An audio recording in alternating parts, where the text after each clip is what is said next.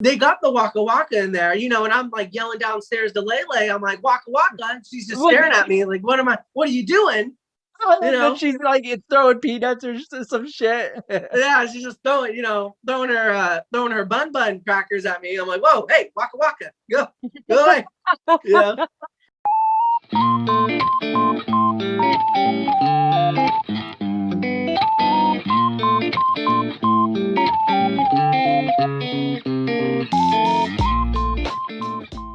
Hello, my otaku friends. My name is Prof Otaku, and welcome back to my channel for a very, very special podcast. This could go either really good or really bad. And right next to me is, I will let you introduce yourself. Hi, hey guys, it's Prof Otaku. Don't listen to this. Don't listen to this interpreter here. Don't listen to this fake. I am the real Prof Otaku. Hence, I'm the fake news. Is that what you're saying? yeah, you're fake. Okay, they don't want to hear it from you. The channel's been taken over, and the real Prof Otaku's here. So. No, but I'm Prof Otaku's brother. Really happy that I could be on to share my expertise. Let me tell you. So, as you guys know from the thumbnail, that's why you clicked the video. This is my brother, but what is unique about him is that he is a non-otaku, but I'm kind of morphing him into the different ways of our otaku lifestyle through anime and manga. And today we are here to talk about the hit anime of spring 2022, Spy X Family, or Spy Family, whatever floats your goddamn boat at this point. But I want to start, just tell us a little bit about your otaku experience, because you came into, before Spy Family, you've watched a little bit of stuff. Yeah, well, you know, I don't know like what the correct terminology is. You could say I'm a normie, you know. I dabbled in a little Naruto back in the day. I watched Attack on Titan. That was like my first, like, I don't know, in my eyes, real firsthand experience and enjoying anime and stuff. And I watched all the way through, I don't know how many seasons there are, but I think I watched through 4 seasons. And then I didn't end up finishing the last one because it hadn't come out yet. But then I watched that, and then I kind of just like didn't watch anymore or anything like that. Because again, like anime and all that stuff isn't really my thing. Not really into it or anything. Had a little bit of experience, but now that I'm starting to watch it more, it's cool. It's fun. For sure. So before we even get into some of the other questions, for those people who just want a bare bones, this is the score that you give it so far. Obviously, we have not finished all 12 episodes, so we're only through episode 8. But you know what? We're going to rank it anyway, because I know where this anime is probably going to end in season 1. And I think that with the trajectory that it's going, we can go ahead and give it a ranking now. So with that being said, 1 to 10, what do you rank it? So as a family man with a little Anya, I see a lot of the situations they go through in the show with what myself and my daughter go through.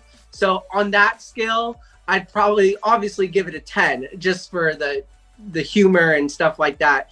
On just pure, like just the standard of the anime, I guess, you know, I'd probably give it like a 9 only because it hasn't finished yet. But I see the buildup coming, and as somebody who's like not into anime, and definitely this style and like genre of anime, with my prior, just what I've like thoroughly enjoyed, it's been like a nice change of pace. So yeah, it's definitely a 9 for me as like a new anime person. For sure, for sure. So Wit Studio is the animation studio for this anime, and Wit Studio has made Attack on Titan, Vinland Saga, Ancient Magus, Bride, Great Pretender, really, really great stuff. And this is the 10-year anniversary of Wit Studio, so they've done a lot of great work. And for me personally, who's read the manga and is up to date with the manga and has seen the adaptation into the anime, and with all of the things that Wit Studio has done and Cloverworks has done with this anime, I have to say it is a straight 10 out of 10 for me. Out of all the anime I've watched, I think it is the most clear, concise, very story driven, very focused picture of what a perfect anime should be, with the animation, the soundtrack, the storytelling, the balancing of characters. It's just absolutely fantastic. It gets a 10 for me. I highly doubt it's going to deviate from that, just from the attention to detail and the quality that we've seen throughout the series, but we will go into that later. So let's start with going back. Let's not even talk about the anime right now. I want to ask you, as a person who didn't watch a lot of anime, who watched normal TV shows and is now going to this, tell me about how, as somebody who watches like real people shows, what does anime, how does that appeal to people like you? What is the shining factor here that we're looking at? Well, I really think it's like just the difference in storytelling. You know, like the normal, just your day-to-day TV. I mean, in my eyes, it's looking for like the shock factor, the what's going to grab your attention right away and really kind of pull you in. Anime has really been drawn out to where it's like it really does a good job developing the characters and all of like the individual relationships, and it really highlights a lot of the characters in different ways. And that's just like not something that I've seen in like normal TV shows. It's just like you have your main plot and then like that's it. It never like deviates or anything. But at least with the shows that I've been watching and with Spy Family, I think it does a really good job of like highlighting each of the characters, and not one outshines the other. Like you have your main characters and stuff. I see it as like the relationship building and the character development as well. I think it's really cool.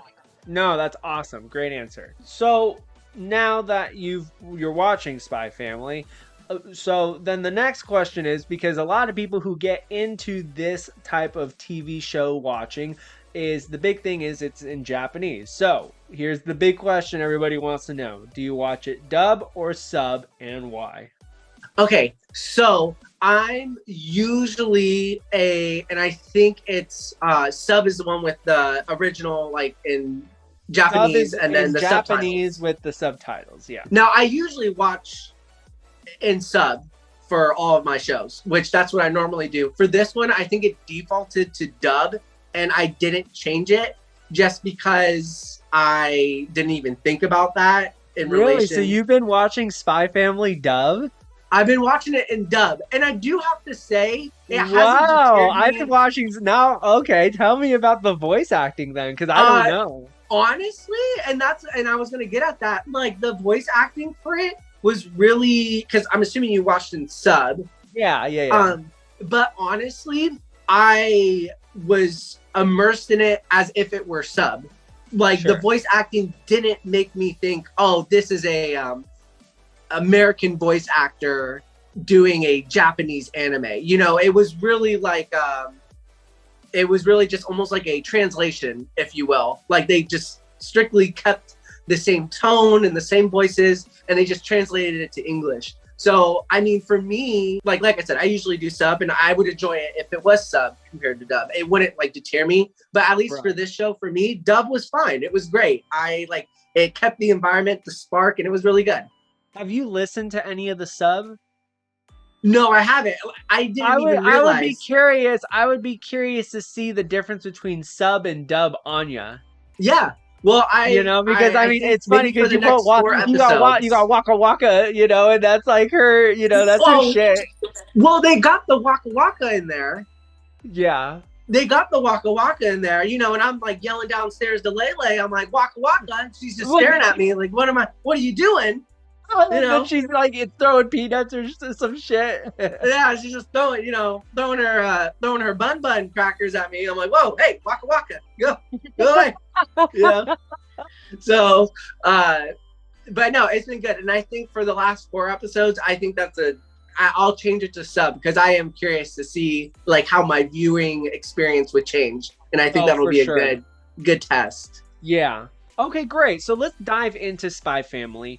And I mean, I don't even need to ask. I know your favorite character is Anya. I mean, that's obviously a given. It's why I recommended Yotsuba to you from the beginning as your first manga to read. So tell me, what is your favorite Anya moment? Because my God, are there a lot of them?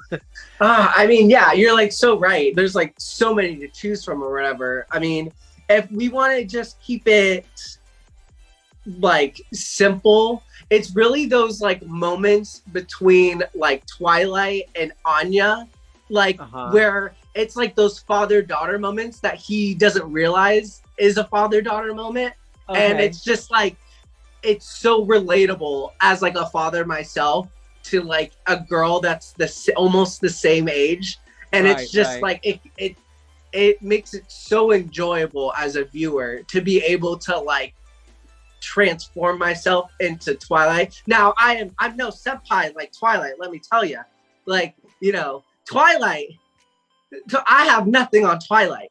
Now, my daughter, I can't say the same. I think her and Anya are pretty close. But, you know, just those little like moments between them, like the cooking in episode, I don't know if it was like episode 4 or 5, like episode the little 3 or cooking 4, compilation, or like when she's helping him with cleaning the room and stuff, that little compilation. Or like when he was like walking with her in episode 1 and she was like resting on his shoulder and stuff, like those little cute moments or whatever, you know, stuff like that. It's just, it always gets me. I'm always catching myself like recording, like Snapchatting it and like sending it out, like trying to compare it and stuff. It's just like, it's so fun. So well, the one thing that you Snapchatted me, and it was my favorite moment from the anime so far, it's when Anya and her little dragon bear thing were doing that dance, and she's like, Anya's going to get in, and she's like doing that doing the dance, and then Lord was like, what the hell is she doing? Oh my god, it's so true, because you know, like my daughter, she'll just be like dancing around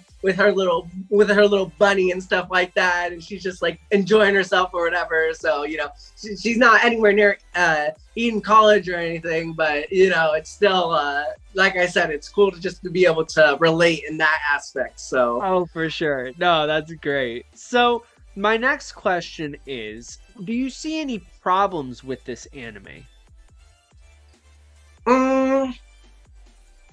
And I know it's kind of hard for you to judge it because you haven't watched a lot of anime, but I will tell you there is something polarizing about this, and we'll talk about it here in a second after you answer it. But yeah, it's like hard for me as a newbie to be able to just like pinpoint anything.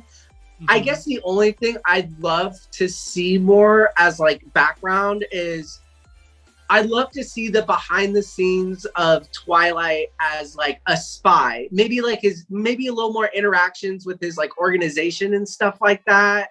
Okay, we will see that later. It may not be in season 1, but it may be in season 2. Just because it's just been like Twilight's a spy. Oh, here's the organization, and then like there's no dialogue between the two. So other than episode 5 when they had that big thing, which was great, I thought that was so funny to see like their interaction in that context in episode 5. But in the castle and stuff like that, to see like them getting the invoice and you know getting like calling all the agents together, like that was cool to see. But for me, it would be cool to see, and not that there's anything wrong with how it is right now, because I know it's being paced out and stuff like that, is to see maybe a little more like day-to-day communication and see like the more serious side of his job and stuff like that, to develop that area. But I can understand why they're focusing in season 1 anyway on the family. It makes sense. And so from what I know, or what I think is going to happen, they're going to end season 1 at this one spot where something big happens to Anya at Eden College. That will probably end season 1. Season 2, because I've read up to volume 7 of the manga, and that goes pretty far. So I'm pretty far ahead. And there are some things that Twilight does with the organization later on that are like super spy stuff that get away from Eden College. So you will get that sooner rather than later. Now here's the thing for you. A big polarizing thing in the anime community as of late is that people are saying that there is a problem with just this anime in general because they're not used to this wholesome intact family. With many anime, you get the disjuncted family, parents dying, yada yada yada, and this is like a really wholesome thing. Another thing that people were saying was that Anya is like getting sexualized in the anime with the way that she's like reacting to Lloyd, like, you know, holding her up, and mean, we're going way into left field with that one. That's crazy to me. Yeah, Well, it's what a do little you have to much. say? Because I know you're watching Demon Slayer right now, and a lot of anime are kind of formatted around Demon Slayer, like Mhm. disaster strikes, big craziness, and Yeah. we don't see that here in Spy Family. So what do you have to say to that?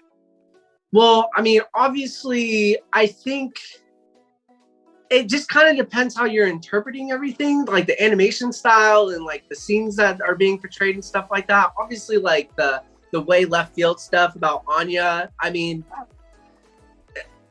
it wouldn't even cross my mind. You know what I mean? So even as somebody as like a newbie, I wouldn't even think about that. Obviously, I understand that there is a thing about, you know, over centralizing like characters and female characters and stuff like that, and having your waifus and stuff like that. But you know, let's leave the 4-year-olds alone, please. We don't need no 4-year-olds turning into waifus, okay? Right, Let's just right, enjoy the content for what it is. right. So, I think you that's a know, good. That's in a that good. regard, you know, it's obviously dependent on the person, and I think the people that are doing that, it's not a reflection on your community. You know what I mean? Sure. It's few and Yeah. far between. You know, So, it's interesting because with an anime as highly acclaimed as Spy Family, whenever you get anime that are shooting into the top 10 of all time, and that's where Spy Family is right now, according to my anime list, it is number 5 of all time. Will it go up? Will it go down by the end of the season? I don't know. I haven't even rated it on my anime list yet. But with an anime at the top, of course, people are going to try to find faults with it. And that's what we've seen so far, is that it's too wholesome, which just blows my mind. But apparently we need drama for the sake of drama. So I mean, I guess it's like different, you know, it's completely different from the norm. And with that comes critics that try and, you know, find fault with things. And you could say that about any show, any new show that like breaks new ground and new territory. Like people are uncomfortable with the idea that you can have like a wholesome, family friendly anime, you know, right, that like you could, exactly. I could sit down with my daughter and Especially watch in it. 2022, Yeah. because we are in a phase right now with manga and anime, specifically with manga. We're in a dark shonen phase. We've got this really gritty stuff. You know, that Chainsaw Man figure I showed you, a lot of stuff that's been coming out Yeah. recently is like that, like really Hmm. gritty stuff. And so this is kind of, you know, but you got rom-com and like that type of stuff and school life type of anime, and that's fine. Yeah. But this is like this is kind of your mainstream stuff. So for it to be mainstream but also wholesome is, I Hmm. guess you hit it around the ballpark. People just aren't used to it. So Yeah. Yeah. I know. And as somebody who doesn't understand the landscape of anime, to me, it's just like another show. You know what I mean? So I don't see like any faults. Like I don't see any controversy and stuff like that. So all this is like, you know, what's going on? You know what I mean? Right. But it's just a good show, and I can understand why people like it. So Sure. So this anime is labeled as a shonen, and so shonen means your stuff like My Hero Academia, um, Death Note. I'm trying to think of okay. ones that you may not know. Naruto. Naruto is a shonen. So they're gravitating towards, the demographic is teenage boys, so 12 to 18. And so Okay. there's different demographics. There's shonen, there's seinen, which is adult male, and then there's josei and shoujo, and then within those categories there are subsets. There's fantasy shonen. This is slice of life battle shonen, is Spy Family. You've got dark fantasy, you've got slice of life, you've got rom-com, you've got all these different genres. So now that you've exposed yourself to this, are there any other subcategories that you may want to explore in the future? Well, like I've obviously gone into like kind of the battling anime and like, you know, kind of that, you know, good versus evil and Right. versing the monsters and uprising of the good. And then obviously I've dipped into the slice of life, I think you said, family, wholesome content or whatever. I could see myself maybe going into like a more I don't know about rom-com, but maybe something a little bit more like emotional or something with like a little bit more feeling and like a Maybe kind of slower like paced anime. Violet Evergarden. Yeah. And Historical fiction, romance, drama type of thing. And we mhm. didn't even talk about drama, but that's another subcategory is drama. Yeah, I know Marissa's been pushing me to watch it. You know, watch the dad daughter episode. I just Yeah. don't know if I can do it. I got little snips of it, like when Marissa was telling me, and after episode 10, my wife comes in sobbing about the mom and the daughter, and she told me exactly what happened. Let me just tell you, I almost cried because my wife was sobbing. It was so sad. I was about to wake the baby up and go cuddle with her. So, Right. it's intense, and I understand like how intense it is and stuff. And it's always just like one of those things where it's like putting yourself in the context of the character makes things, at least for myself and for my wife who's starting to watch, like she's watching Violet Evergarden. Yeah. Right now. It's just like putting ourselves in the situation of the character makes it a lot more enjoyable. We found that with like other normal movies as well, or other normal shows. So yeah. All right. Well, very nice. So, okay, I got one more question for you. So, if you can say anything to somebody who's very much against this culture of anime and manga, because there's still a perception. You've got you've got closet weebs. It's better in 2022. You're gonna find more people who have watched an anime than not have watched an anime. Yeah. So for those people who are very much like, no, like this is for nerds, this is for geeks, you all are weird, you want to watch, the weird tentacle stuff, what do you have to say to them?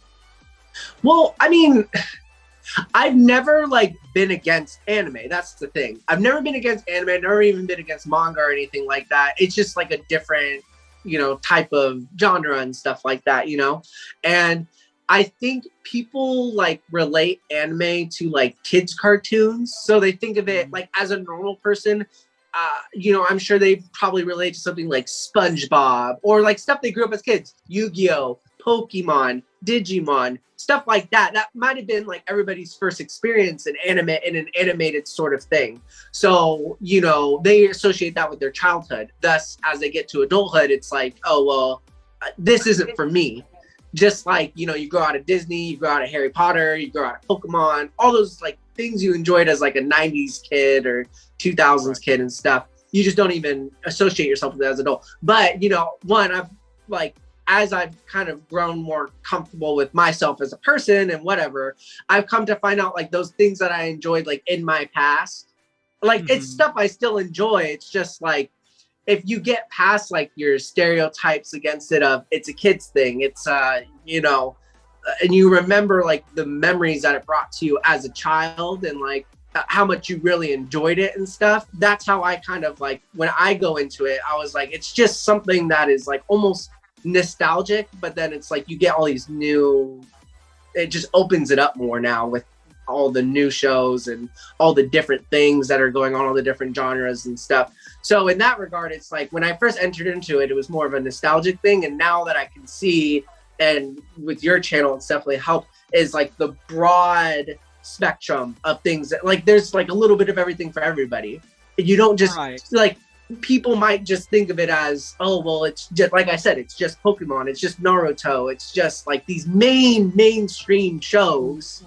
That like, as a normie, that's what I would think of anime. But, then you have shows like Violet Evergarden, Spy Family, like all these different shows. I don't even know, like the one with the volleyball, the boys hitting the volleyball. I know, I seen that around,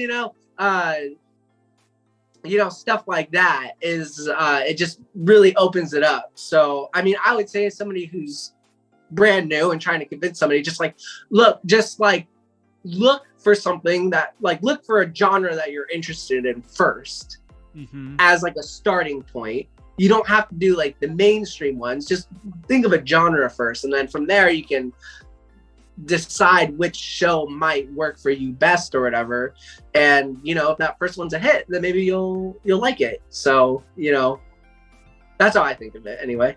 No, that's great. That's really great. And from my channel, I mean, and all of my viewers know, I read and I collect most everything. I mean, literally in my collection, I've got everything from Boys Love to Yuri, which is girls love series, 2 girls, 2 guys.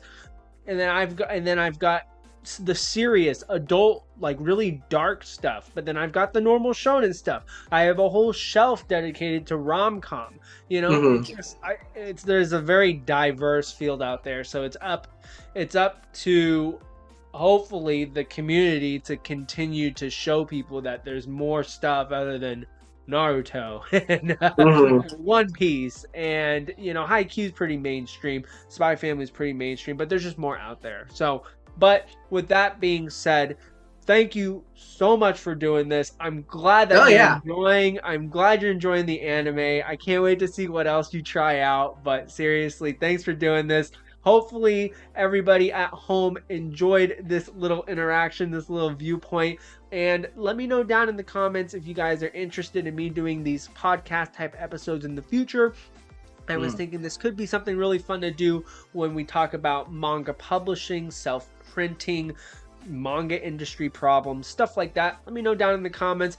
But with that being said, if you enjoyed the video, please hit that like button, tap the subscribe button, hit that notification bell so that you know when more of my videos come out. And I will see you in the next one. Waka waka. Waka waka.